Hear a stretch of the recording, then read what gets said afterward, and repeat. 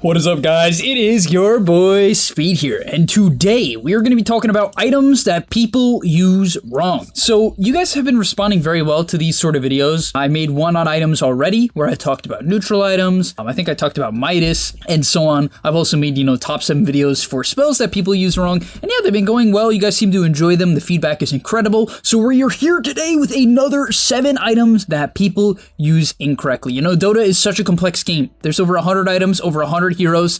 Actually, there's almost 200 items, right, guys?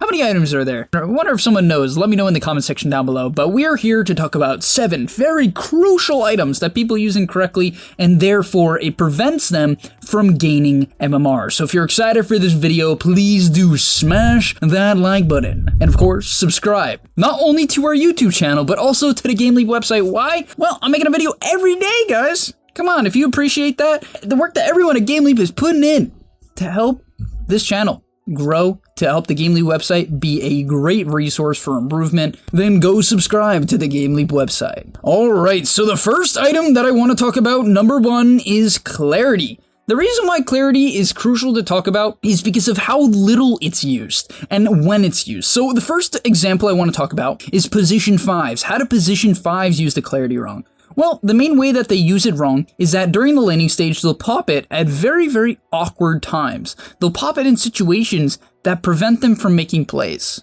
So the question is, okay, so when should I use clarities? The answer is that you should be popping clarities whenever you go to pulls. So if you buy clarities on Ogre, Wyvern, whatever your hero is, it's very important that you shove the lane, and then after you shove the lane and you're walking to the pull camp, you should pop that clarity. That is the best time to do it. You're going to get the most value out of it, and it doesn't prevent you from trading, right? In the typical laning stage, if you pop a clarity, you're just going to sit in the trees for whatever, 20, 25 seconds, and that's a huge detriment to your team's ability to play the game. Alright, and for the second use of clarities, what I see people doing wrong is just not buying them enough.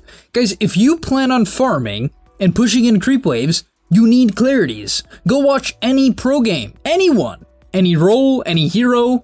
It doesn't matter, they very often will have 1 or 2 clarities backpacked or in their inventory. And the reason for this is that XP is just as important as gold, if not more important. And so spending a little bit of gold on having clarities so that you can stay on the map, so that you can farm and make plays at the same exact time is very important. Next up is Mask of Madness. And now this one is a difficult one. Why? Because the item has so much upside, but so much downside. Now, the first thing I would say is make sure you spam it when farming. I'm sure a lot of people do this, but at the same time, I have watched players that don't. For some reason, they just don't use it enough, or they only use it for ancients, and that's not the right way to use it. You just kind of want to spam it. And the second one is obviously in team fights. The biggest issue I see is that people will default to using it every single fight, and that is just pure suicide. Be very careful, especially if you're playing a hero like Void or Jug, for instance, right? Your heroes have a lot of capabilities outside of right clicks, of course, and they rely on their abilities to actually stay alive, kite around the fights, and deal damage. And, players will often just time walk in and click mask just to try to kill the first person they see. Be careful. If you are the center of attention, this is suicide. Now, how do you know if you're the center of attention? You gotta look at all the enemy heroes, see if they're paying attention to you, and facing your direction.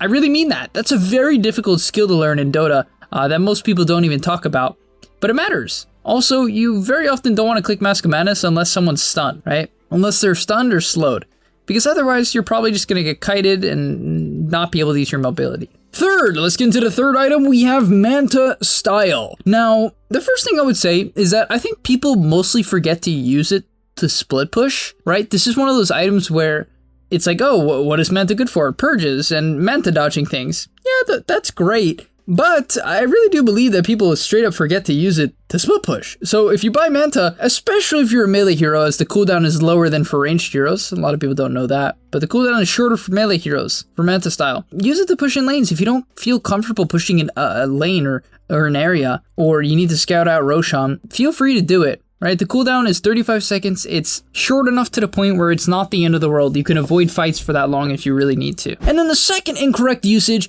is similar to the Mask of Madness usage. When people buy Manta, they feel like, oh, I have a Manta. If I'm going to try to kill someone, I should use it. Therefore, I have my illusions hitting them as well. But that's actually isn't really true. It's actually wrong in a lot of respects. And the reason why it's wrong is it's important to save it for dispels. I will often see players, even Juggernaut players or Void players, just to once again use them as good examples of heroes who do not want the silence, get silence. they'll just pop their Manta, right? It's like a Faceless Void who they chrono someone and they have a Manta and they instantly pop it. Very often you don't want to do that. Is there a Skywrath who's going to Atos silence you? You can't afford to do that, but people will do it anyway, and so it's a massive incorrect usage for this item. Next up, coming in at number 4, we have LINKEN'S, and LINKEN'S I don't have too much to say about. The only thing I would say is when you buy LINKEN'S, do you ever use it on one of your teammates? Probably not. Basically, no one does. However, if you watch the pro scene, if someone buys a LINKEN'S, even though it's very, very uncommon, this item is generally hot trash, and Lotus is just a better version, typically. Not always, but typically. People just forget to use it on their teammates, and one of the best ways to use LINKEN'S is to high ground siege. Put it on whatever hero you're gonna siege, you know, let's say you have a lifestealer, throw it up on the lifestealer, and let them siege. And of course, there's the second alternative where you can try to use it similar to Lotus, where if you see the enemy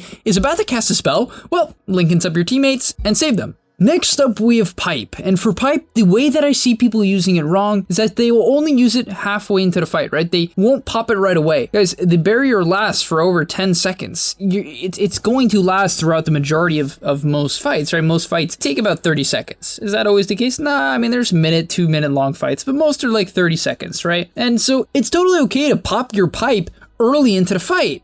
That kind of rhymed. Pop your Pipe early into the fight. And the reason for this is you never know if your support might get bursted, right? And it can be too late. If you try to react with Pipe and use it, you know, right before a spell or something like that, it's quite bad. So use it more as prevention rather than a reaction, if that makes any sense. Next up at number 6, we have Illusionist Cape. Yes, Illusionist Cape, the neutral item. And I hear you guys are saying, Speed, come on. Illusionist Cape, what is this item possibly good for? After all, it just is good for illusion heroes, right? Because it amps illusion damage and can be used to split push and can be used on Radiance heroes. Yeah, it's great for all of them. But there's one main usage that I use consistently. I do, guys. I really actually try to implement this myself every time I get an Illusionist Cape in the late game, especially if my cores aren't using it, I'm playing support or off lane, or if I'm playing core, this can work. But what I'll do is I'll use it to bait. So the illusion from Illusionist Cape is quite tanky, right? Pretty dang tanky. People very often think it's real, and they commit spells for it.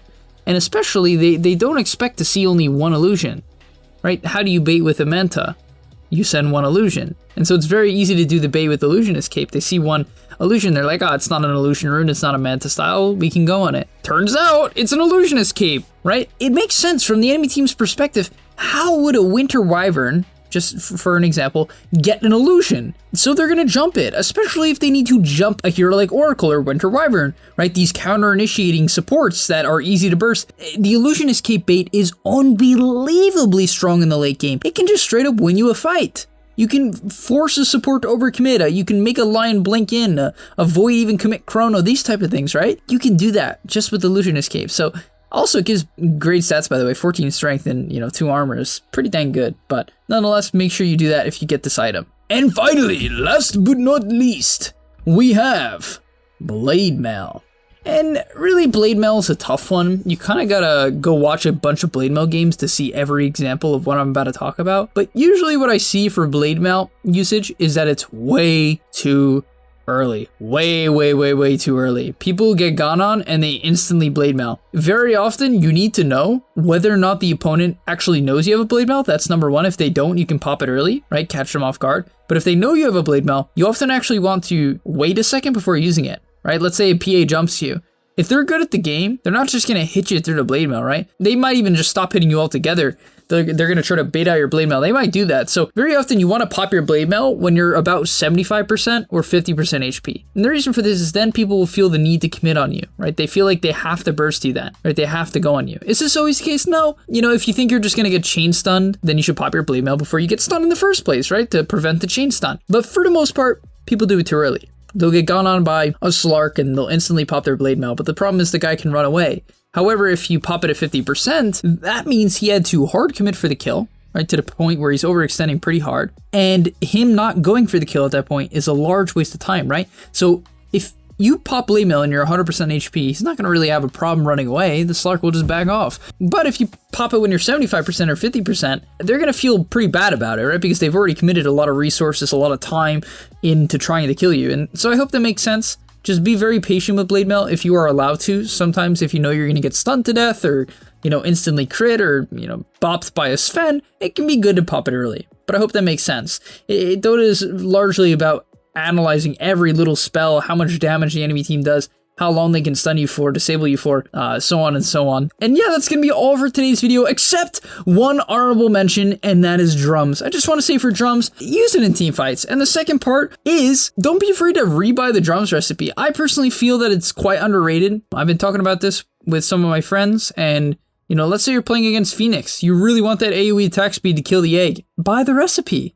The active, in my opinion, is the best part of the drums. 45 attack speed, 13% movement speed is insane.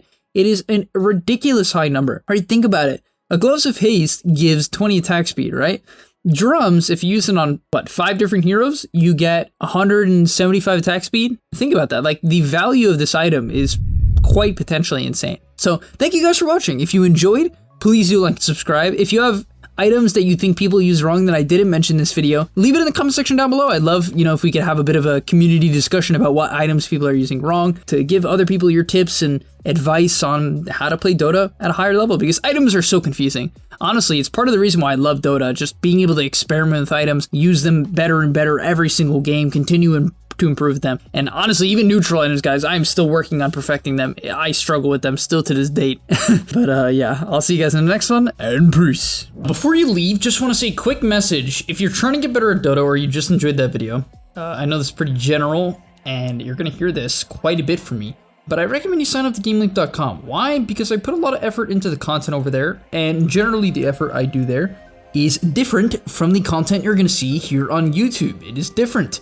In fact, I usually go a lot more in depth on topics, or into niche topics that help you get to the next level even faster. Because on YouTube, I often have to keep it more mainstream, and that's even why I'm putting it at the end of this YouTube video. That's why this is at the end, because a lot of people just watch 5 minutes, they skip through just for like the dopamine spike. But if you are interested in actually getting better at Dota, I recommend you go to the description down below, get your discount right now by clicking the link, sign up, use the discount code that you're gonna see there, and I hope to see you there right now. So click it, and yeah, thanks for watching.